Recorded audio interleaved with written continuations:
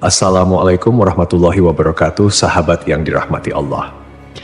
Nabi Isa alaihi salam adalah salah satu nabi yang wajib diimani seluruh umat Islam di dunia. Beliau diutus oleh Allah Subhanahu wa Ta'ala kepada Bani Israel karena kesesatan yang dilakukan oleh kaum tersebut sepeninggal Nabi Musa alaihi salam. Tidaklah sempurna iman seorang Muslim bila tidak mengimani keberadaan salah satu dari 25 nabi-nabi yang memiliki kemuliaan di sisi Allah Subhanahu wa Ta'ala.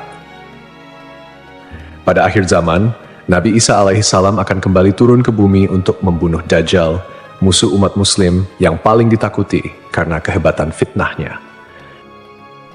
Nabi Isa akan datang kembali ke muka bumi demi menegakkan kebenaran serta memberi petunjuk jalan menuju keselamatan. Selain itu, ia juga membawa misi penting untuk membunuh Dajjal. Dajjal akan menyebarkan fitnah, kemudian berusaha menyesatkan umat manusia agar jauh dari jalan Allah. Tipu dayanya amatlah dahsyat sehingga yang baik akan terlihat buruk. Namun, tahukah Anda mengapa justru Nabi Isa alaihi salam yang ditugaskan Allah Subhanahu wa Ta'ala untuk membunuh Dajjal? Mengapa bukan Nabi Muhammad Shallallahu Alaihi Wasallam yang secara syariat sebagai junjungan seluruh umat Muslim di dunia? Sejatinya, hanya Allah SWT yang tahu alasan mengapa mengutus Nabi Isa untuk membunuh Dajjal. Tapi sebelum lanjut, jangan lupa klik tombol subscribe, like, komen, dan lonceng notifikasi sahabat untuk mendukung channel ini agar terus menyiarkan syiar Islam. Serta silakan tulis harapan sahabat di kolom komentar. Semoga semakin banyak yang mengaminkan, maka makin cepat terkabul. Membuktikan Nabi Isa masih hidup. Alasan pertama yaitu membuktikan bahwa Nabi Isa masih hidup. Bangsa Yahudi dan Nasrani percaya bahwa Nabi Isa dibunuh dan disalib oleh orang-orang Romawi. Namun, sebenarnya Allah Subhanahu wa Ta'ala menyelamatkannya dengan menggantikan peran Nabi Isa alaihissalam kepada orang yang wajahnya diserupakan dengan beliau. Sedangkan Nabi Isa alaihissalam sendiri diangkat ke langit atas izin Allah Subhanahu wa Ta'ala. Karena ucapan mereka orang Yahudi, sesungguhnya kami telah membunuh Al-Masih Isa putra Maryam, Rasul Allah. Padahal mereka tidak membunuhnya dan tidak pula menyalibnya, tetapi yang mereka bunuh ialah orang yang diserupakan dengan Isa. Ini sesuai dengan Al-Quran surat An-Nisa ayat 159 yang artinya, tidak ada seorang pun dari ahli kitab kecuali akan beriman kepadanya Isa sebelum kematiannya. Dan di hari kiamat nanti, Isa itu akan menjadi saksi terhadap mereka. Hal ini membuktikan bahwa tuduhan bahwa Nabi Isa telah disalib oleh kaum Yahudi adalah salah. Sebab selama ini kaum kafir mempercayai bahwa Nabi Isa sudah wafat. Sementara Allah menegaskan dalam firman-Nya bahwa Nabi Isa telah diangkat ke langit sebelum kaum Yahudi membunuhnya. Di hari akhir, Dajjal muncul dengan segala tipu dayanya, kemudian dibaiat oleh kaum Yahudi. Kaum Yahudi juga bersedia menjadi bala tentaranya dengan keinginan membalas dendam terhadap kaum muslimin. Kemudian Allah menurunkan Nabi Isa yang menurut mereka sudah mereka bunuh di masa lalu. Allah menolong Nabi Isa sehingga berhasil membunuh Dajjal dan mengalahkan bala tentaranya. Di masa itu, mereka sama sekali tidak bisa lolos. Bahkan jika ada seorang Yahudi yang bersembunyi di balik pohon, batu, atau dinding, maka benda-benda itu akan berseru, "Di sini ada orang Yahudi." Dekat dengan Nabi Muhammad. Salah satu nabi yang memiliki kedekatan khusus dengan Nabi Muhammad adalah Nabi Isa. Aku adalah manusia yang paling dekat dengan Isa bin Maryam. Antara zaman kami berdua tidak ada nabi yang memisahkan. Selain itu, Nabi Isa sendiri pernah berdoa kepada Allah Subhanahu wa Ta'ala untuk dijadikan umat Nabi Muhammad.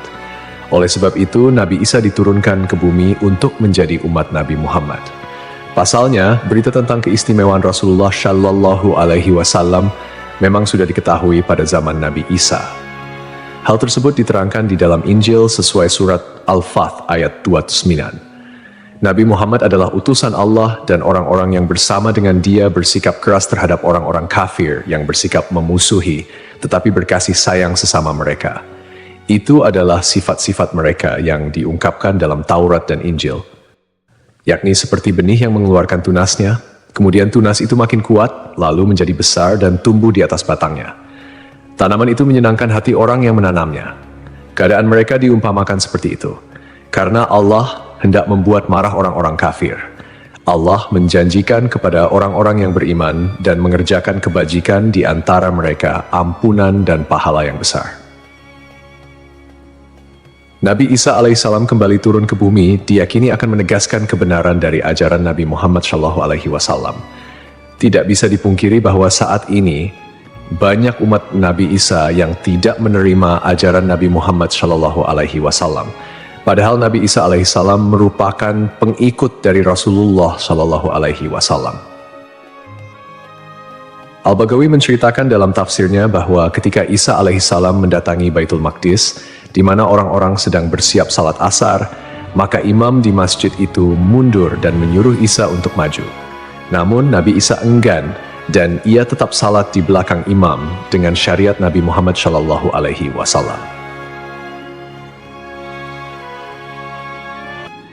Menjalankan kewajiban jihad.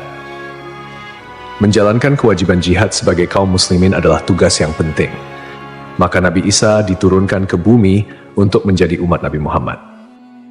Keistimewaan Nabi Muhammad memang sudah diketahui sejak masa Nabi Isa dan diterangkan di dalam Injil sesuai surat Al-Fath ayat 29, yang artinya, Muhammad adalah utusan Allah dan orang-orang yang bersama dengan dia bersikap keras terhadap orang-orang kafir, tetapi berkasih sayang sesama mereka. Kamu melihat mereka ruku dan sujud mencari karunia Allah dan keridhaannya. Pada wajah mereka tampak tanda-tanda bekas sujud. Demikianlah sifat-sifat mereka yang diungkap Taurat dan sifat-sifat mereka yang diungkapkan dalam Injil. Saat Nabi Isa turun ke bumi, Dajjal sudah berada di tengah masyarakat dan memperdaya manusia. Sebagai kaum muslimin, Nabi Isa berkewajiban untuk berjihad melawan Dajjal dan bala tentaranya. Menjalankan kewajiban jihad. Allah Subhanahu wa Ta'ala memilih Nabi Isa alaihissalam untuk membunuh Dajjal sebagai bentuk penegasan terhadap kebenaran agama Islam. Sebagian umat Nabi Isa masih belum menerima ajaran Nabi Muhammad dan masih memandang Nabi Isa sebagai anak Allah Subhanahu wa Ta'ala, walaupun Nabi Isa sendiri menolak klaim tersebut. Nabi Isa sebagai nabi yang jarak paling dekat dengan Nabi Muhammad. Keduanya merupakan tokoh yang unik dalam perjalanan kenabian. Tidak ada nabi yang diutus oleh Allah Subhanahu wa Ta'ala di antara masa hidup Nabi Isa dan Nabi Muhammad. Oleh karena itu, Allah Subhanahu wa Ta'ala mengutus Nabi Isa untuk membunuh Dajjal dan menghapus seluruh agama selain Islam. Tujuannya agar umat Nabi Isa menyadari kesesatan pandangan mereka dan beriman kepada Allah Subhanahu wa Ta'ala serta Nabi Muhammad sebagai nabi terakhir. Tindakan ini juga menggambarkan bahwa agama Islam adalah agama yang benar dan sempurna, mengintegrasikan ajaran-ajaran para nabi dari sebelumnya. Agama Islam sebagai agama rahmatan lil alamin yang membawa kedamaian, keadilan, dan kesejahteraan bagi seluruh makhluk.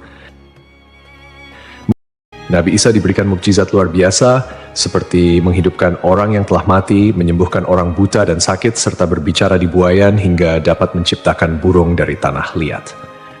Nabi Isa sebagai penyempurna dari ajaran sebelumnya menyampaikan bahwa setelahnya akan muncul seorang utusan terakhir, yakni Nabi Muhammad. Nabi Muhammad, nabi yang paling mulia dan utama di antara semua nabi. Beliau dianugerahi mukjizat terbesar, yaitu Al-Quran, yang merupakan firman Allah Subhanahu wa Ta'ala yang tidak dapat ditiru ataupun diubah oleh siapapun. Selain itu, Nabi Muhammad juga memiliki syafaat, yaitu pemberian ampunan kepada umatnya di hari kiamat. Melalui perbuatan membunuh Dajjal, Nabi Isa akan memperkuat dan menegaskan kemuliaan Nabi Muhammad, mengakui kedudukannya sebagai nabi penutup zaman. Tidak hanya Al-Quran, Nabi Muhammad juga diberikan mukjizat lain seperti membelah bulan dan air mengalir dari jemari tangannya. Perjalanan Isra dan Miraj serta mampu bersabda dalam berbagai bahasa. Mukjizat-mukjizat ini menunjukkan kekuasaan Allah yang melampaui batas akal manusia.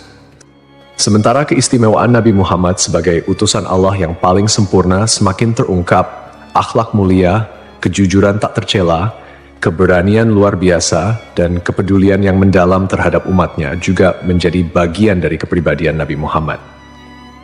Beliau adalah uswatun hasanah, telan baik bagi seluruh manusia. Hubungan dekat Nabi Isa dan Nabi Muhammad terlihat jelas, di mana Nabi Isa adalah nabi yang paling mendekati masa kenabian Nabi Muhammad tanpa ada nabi lain yang diutus oleh Allah antara keduanya. Nabi Isa bahkan menyampaikan kabar tentang kedatangan Nabi Muhammad sebagai nabi terakhir.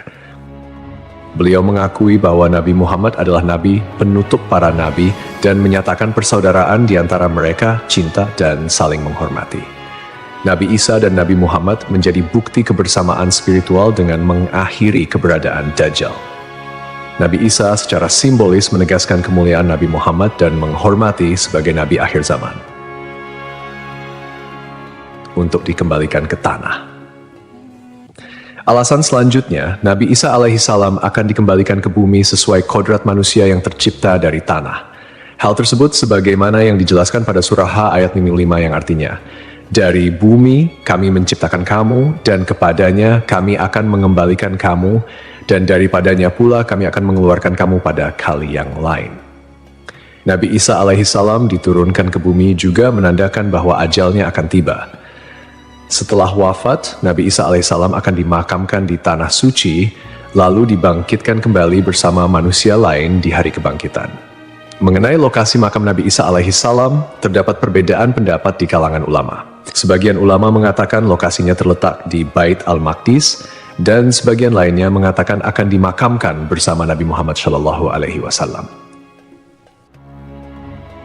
Sebagai muslim yang beriman, tidaklah pantas bagi kita untuk membanding-bandingkan siapa nabi yang lebih hebat, karena semua nabi yang diutus oleh Allah Subhanahu wa Ta'ala mempunyai tujuan yang sama, yaitu mengajak tauhid, mengagungkan kebesarannya.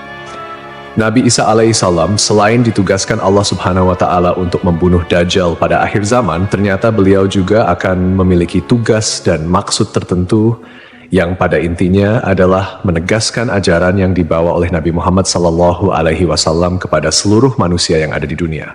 Semoga kita semua bisa memetik pelajaran. Wallahu a'lam.